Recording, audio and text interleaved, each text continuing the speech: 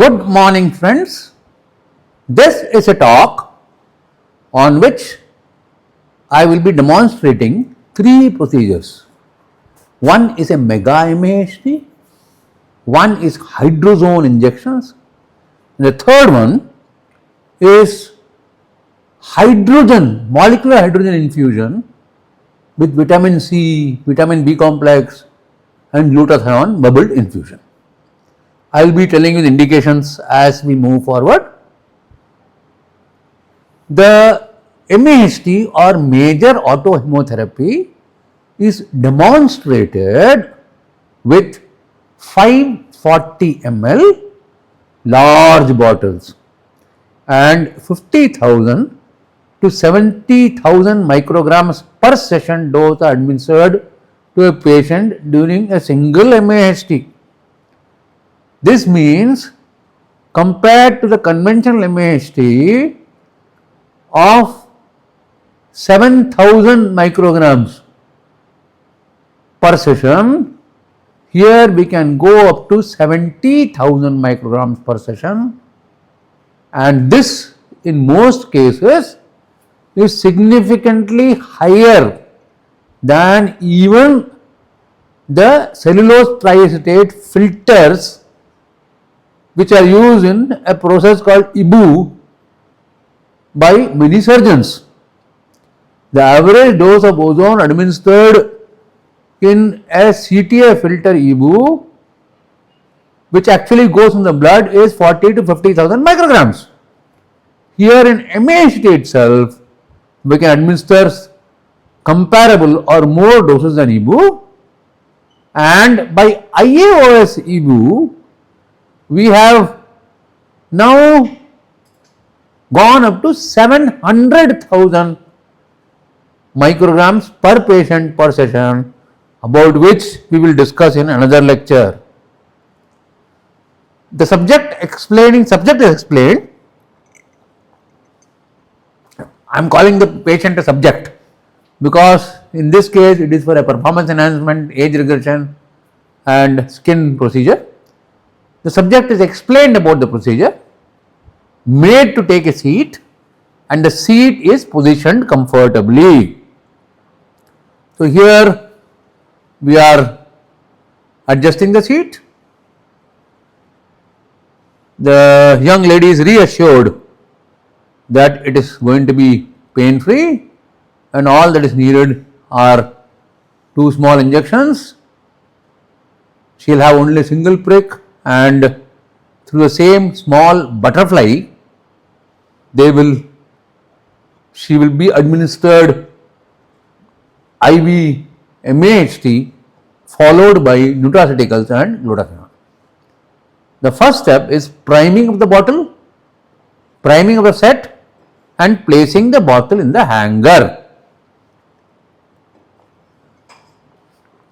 For MAHT, 1000 units per ml of heparin, 5000 units in 5 ml bottle is enough, and of this 5 ml we will extract 4 ml, that is 4000 international units, and that will go into the bottle. The mega MAHT bottle stopper has 3 spots. One is a small circle, one is a large circle, and one is a plus point. So the small circle is for heparin, the large circle is for the drip set. You can see that because of the high vacuum in the bottle, the heparin is sucked in automatically. We must pull out with the needle, not the syringe alone. Once the bottle is primed, we will prime the blood transfusion set. Here we extract around 1 ml of the heparin that is left behind and dilute it with 5 ml of distilled water. So now we have got 1000 ml, 1000 international units in 6 ml of solution, and this is used to line the inside of the drip set, meaning we will just put the heparin, allow it to flow through and let it coat the interior of the blood transfusion set. For added insurance and margin of safety, in case of repeated pricks to find the vein, it is always better to prime the butterfly also. So, we are putting heparin in the butterfly and locking it.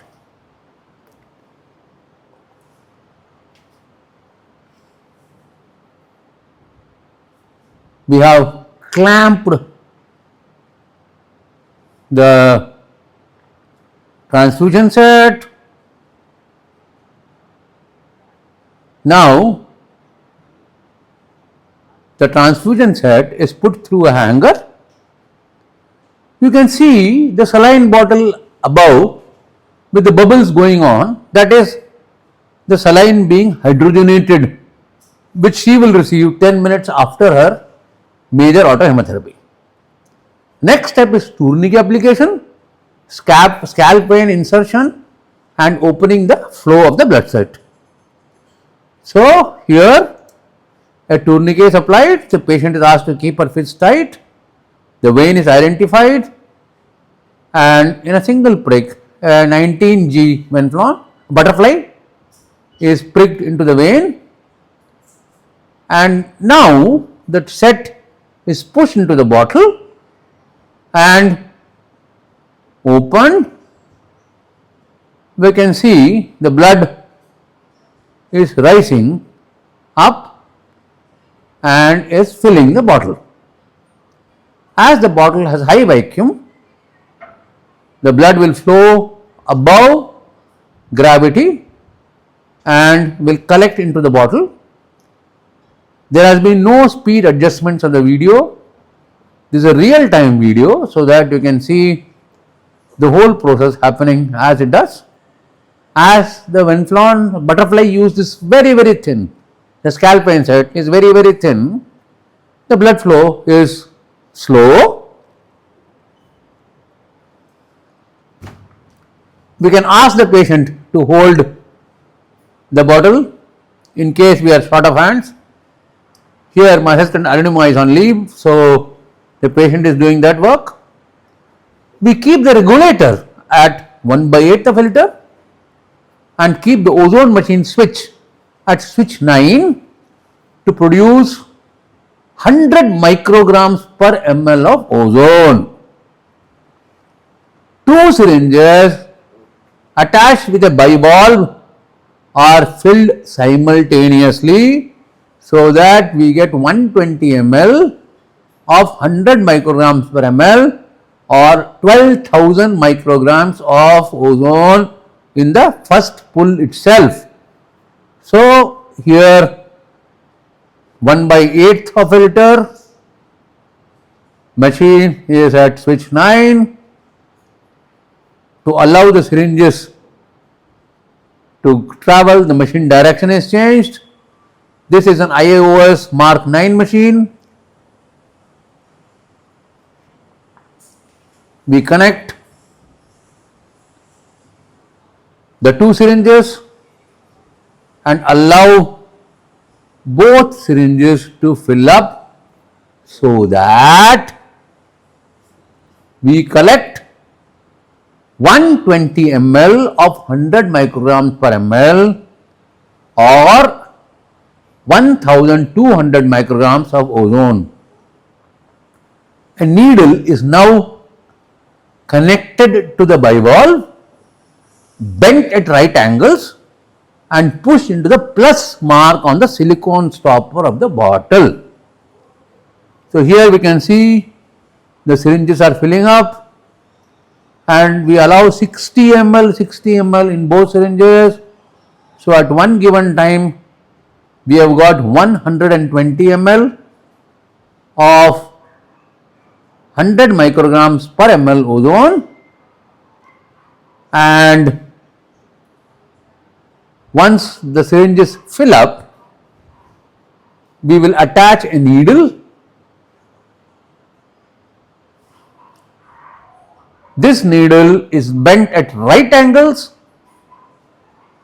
and that ensures that we are not crowded for space when we are going to put the needle in the plus.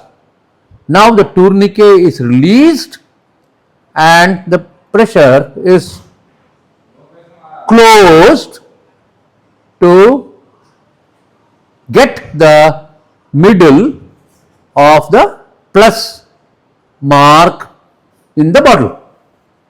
Due to the high vacuum, due to the high vacuum in the bottle, the ozone gets sucked rapidly and starts diffusing in the blood.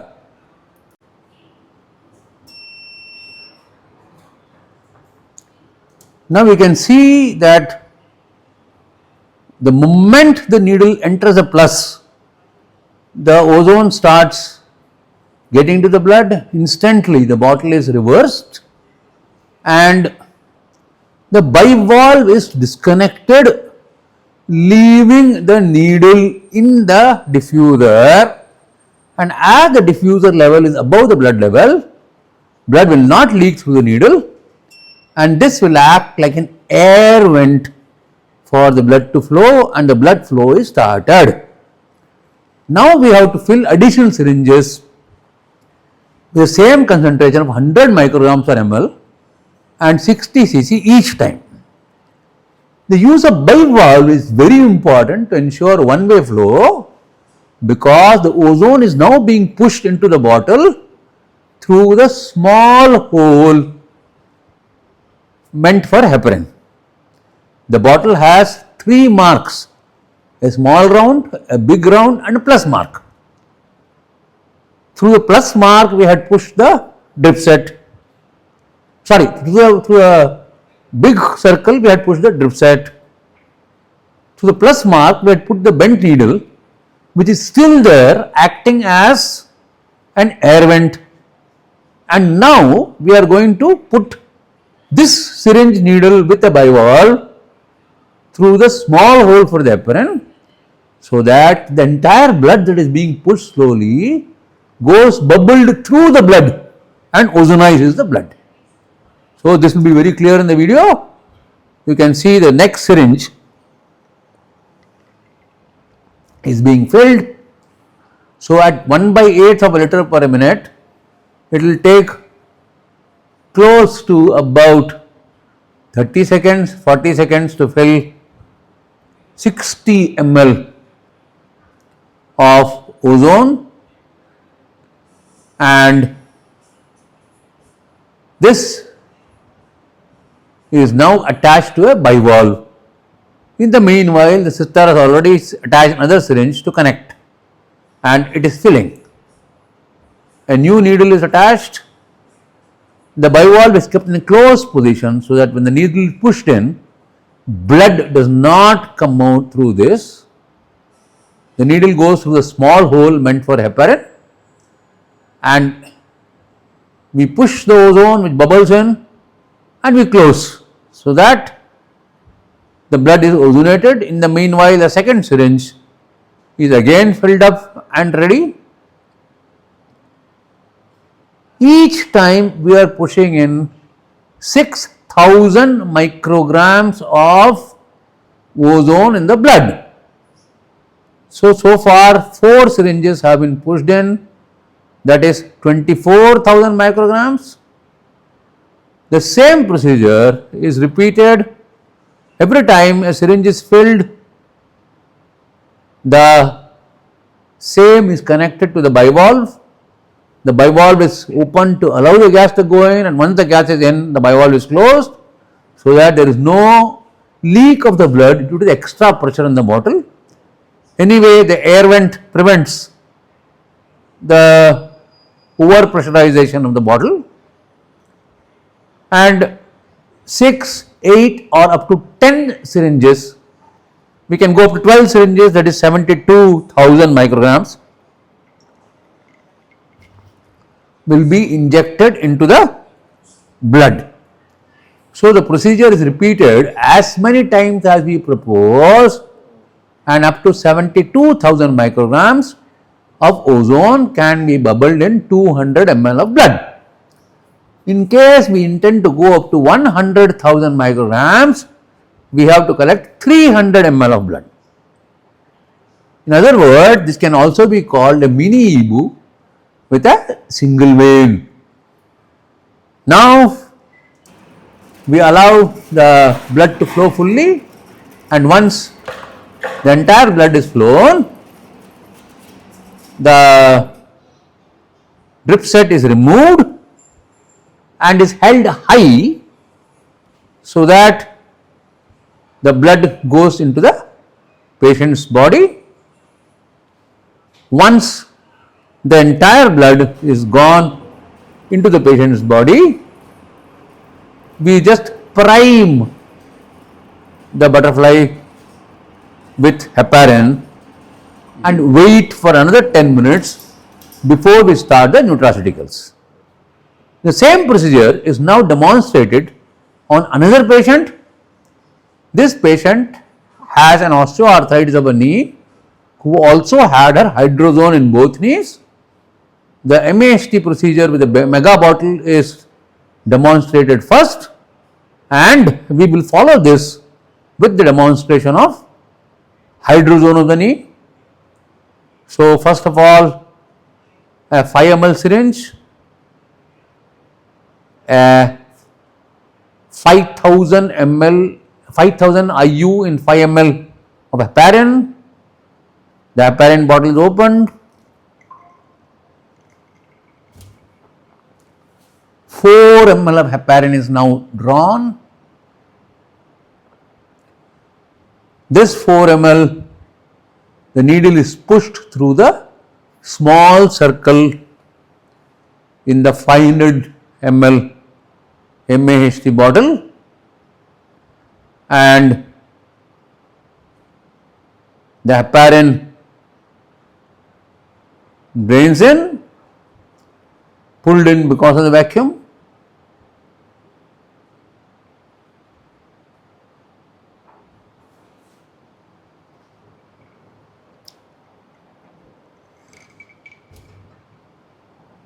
Remaining 1 ml is now extracted. This is diluted with 5 ml of water for injection, and this volume is used to prime the transfusion set.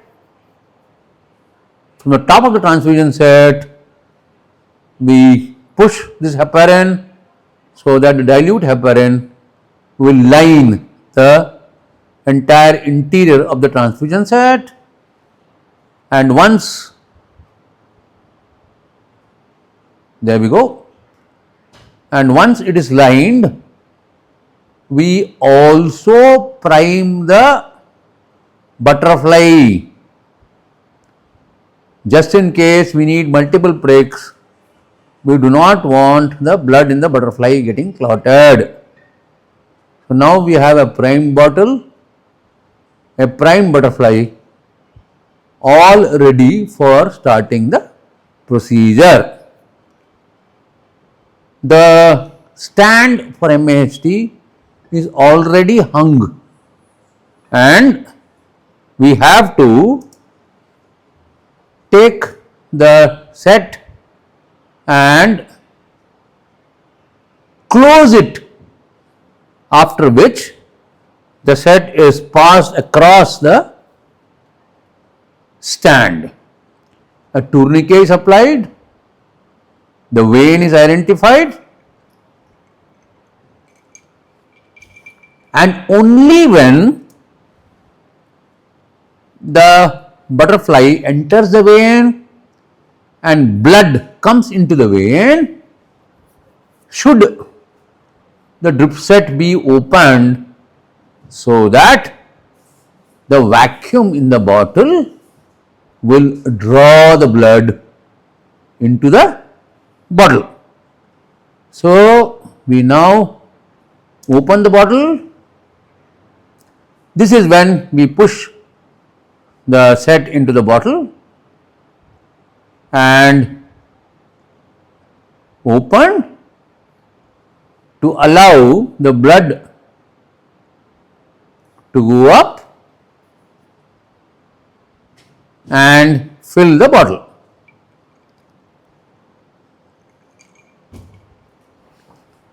If the vein is good and the patient is squeezing the wrist properly, the flow will be gushing and the bottle will fill up very fast. As the bottle fills, we have attached 2 syringes with a bivalve, and the syringes are being filled with ozone. As explained in the previous video, the flow rate is 1/8 of a liter per minute and it is switch 9. Once the syringes are full, we attach a needle. The needle is bent at right angles, and then the same is pushed into the bottle.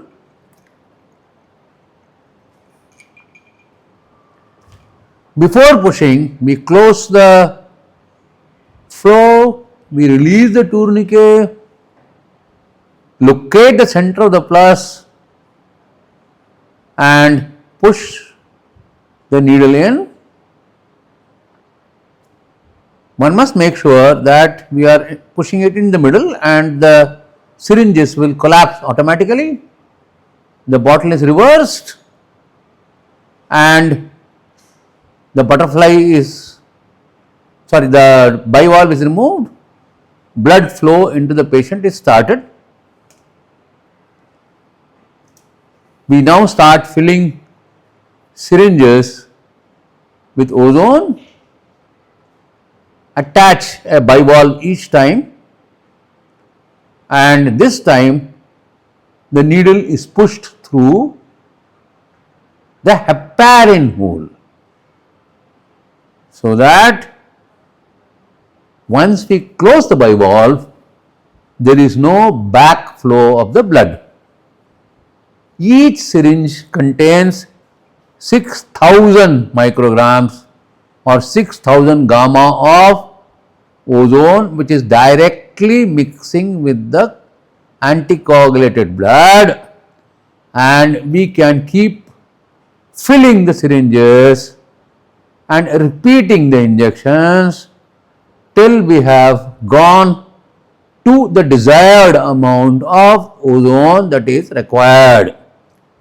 These days, we normally use anywhere between 48,000 to 72,000 micrograms of ozone, and with each push of ozone, the blood becomes redder and redder. So we can see that this is the 10th or 12th syringe. 11th and 12th are now being put, that is each syringe having 6,000, 12 syringes would make it 72,000 micrograms or 72,000 gamma, and you can see the change of the color of the blood, which is becoming blood red.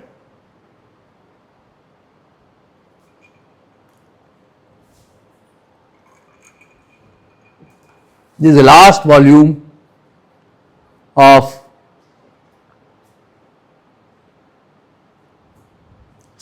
ozone that is going to be administered, and once that is through, we wait for the entire ozone to empty into the scalp vein set, after which we can remove the blood set and hold it at a higher level to allow all the blood to drain off. We can see the blood coming and emptying into the bottle. This is when the bottle is empty, we pull out the drip set and hold it high in the air and allow it to come down, and here we can see that the blood is draining. As we lift it higher and higher, the blood will drain into the body, the ozonated blood, and once it reaches a level of the heart, we can remove the butterfly, and an adhesive bandage after a tight pad is applied. As we have used heparin, there is a possibility of bleed from the scalp vein site until the next 3 or 4 hours, and so after applying the adhesive bandage, we insist to the patient that this bandage must not be removed at least for the next 3 to 4 hours. These are the steps of hydrozone of both knees. We need a bivalve. We need to load hydrogen in one syringe and ozone in one syringe. In the third syringe, we load the Chennai cocktail, which contains 0.5% xylocaine with 5 milligram of kinacot diluted in 10 cc of water. So, here we are opening a bivalve, and this bivalve is first attached to a conventional syringe. Here we do not need to open an ozone syringe because hydrogen does not react with rubber. Hydrogen is much lighter than air, and the gas will escape the moment the syringe is moved or repositioned. So, we have to ensure that hydrogen syringe is locked properly. Once you have made sure the syringe is locked properly, the bivalve level is locked properly, then and only then we will use it for filling hydrogen. Now we have opened another syringe, which is an ozone syringe, and this is given to the assistant for filling it with ozone. But before we fill ozone or hydrogen gases, it is mandatory to mix the cocktail. So, another syringes were taken and we will use this to draw xylocaine, kinacot and distilled water, and then discard this needle because we do not want the needle that has punctured the rubber of the vials to go into the knee, and use a fresh needle for injecting the knee joint. You can see just 2 ml of xylocaine have been taken. Though a vial of kinacot has got 2 ml, we are only taking 0.5 ml. Steroid in low doses is counterproductive, in high doses is chondrodestructive. So, we are only taking 0.5 ml, the remaining is thrown away, and we dilute it with 5 to 8 ml of distilled water.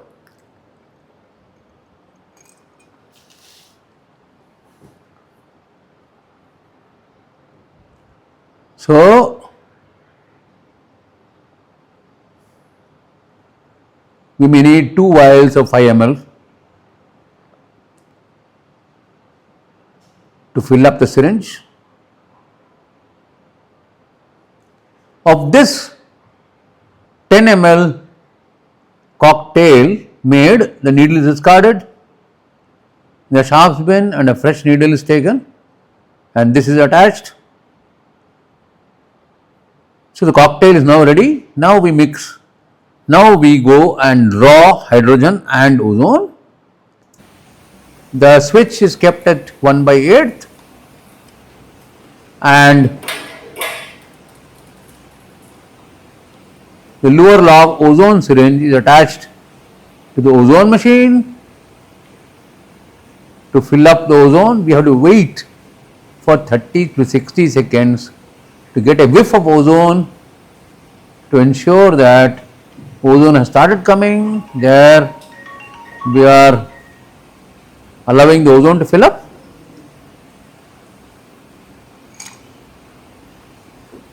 In the meanwhile, we are also collecting hydrogen. So, ozone is now locked into one part. Ozone being heavier than the air will not escape through the bivalve. We now take the other syringe and attach it to the hydrogen machine,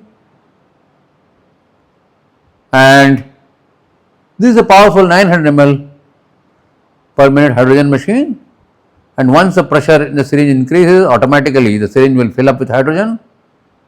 Syringe has to be kept vertical with the mouth down to stop hydrogen from escaping, and then in the same position it is clamped and handed over to the assistant.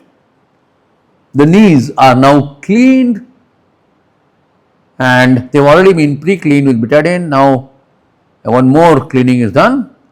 We can approach the knee either laterally or medially, and in each knee we are going to inject 5 cc of the cocktail. In case a patient is keeping the knee very tight or we are not in the joint, we may have to extract it and put next break. So, here I find some resistance. So, yes, now we have got the knee in, no we have not. I am asking the patient to relax and keep the knee not tense, and now I can feel the free flow of the cocktail. I stop it there, and then the bivalve is connected. First we are going to push in half of the hydrogen gas, and then we are going to push in half of the ozone gas. Hydrogen is pain free, ozone will cause a sharp stinging sensation. Pushing hydrogen first will ensure that we are making the ozone less painful. So, this knee has been approached from the medial side, that knee has been approached from the lateral side. Depending on a convenience, we can do it either medially or laterally. Syringe is attached, hydrogen is pushed in, and then ozone is pushed in, and that concludes the procedure for hydrozone. So, this patient is now encouraged to mobilize the knee and allow the gases to permeate and dissipate in the knee. So, these were the steps of hydrozone of the knee. The next is the steps of nutraceuticals, glutathione and hydrogen bubbled infusion. This patient or subject was shown earlier in the video, and she had her mega MAHT. Now, by the time I finish the second patient, she is ready for her nutraceuticals and antioxidants. I first take 6 ml of 1 gram per ml vitamin C, that makes it 6 grams. We can go up to 20 grams of vitamin C, but the flow has to be a little slow. In this, we add a combination of vitamin B1, B6 and B12. We can also add methcobalamin B12 separately should we need it, and this is pushed through the bottle where hydrogen is bubbling. You can see the hydrogen bubbling already. Hydrogen has been bubbling for the last 10 minutes. We need about 10 minutes to 12 minutes of bubbling of hydrogen in the drip to supersaturate it to make it hydrogenated. The next step is to, 1 minute, there we are, connect the tube to the patient. As already the patient has had her MAHT and the primed set was there, the primed butterfly was there, it is very easy and the thing flows. While half of it is going, we mix glutathione, 1.2 grams of glutathione with appropriate amount of water for injection is mixed, and the same is pushed into the solution which is still being bubbled with hydrogen gas. The glutathione used here is very special IAOS ultra pure hydrogen packed 1.2 gram glutathione. That is pushed into the bottle and the needle is left in place because we are bubbling 600 ml of hydrogen per minute into a 100 ml bottle. The patient might occasionally complain of pain when the glutathione is entering rapidly, and because this is a rapidly flowing glutathione, it will cause some burning sensation in the veins.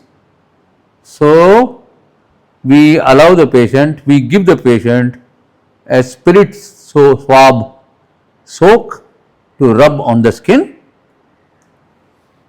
We wait till the entire glutathione is emptied.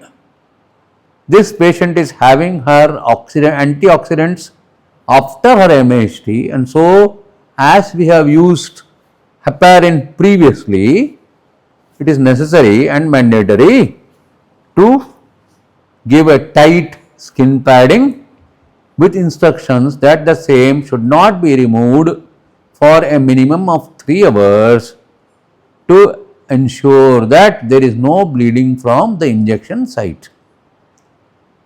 So, butterfly is removed and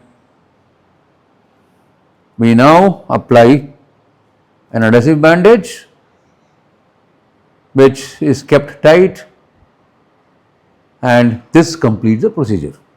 So, to summarize this procedure, this video showed you 2 patients or subjects with mega MAHT with very high dose of ozone, 1 patient who with bilateral osteoarthritis of the knee who had hydrozone injection into the knee, and lastly the first patient who had a mega MAHT had a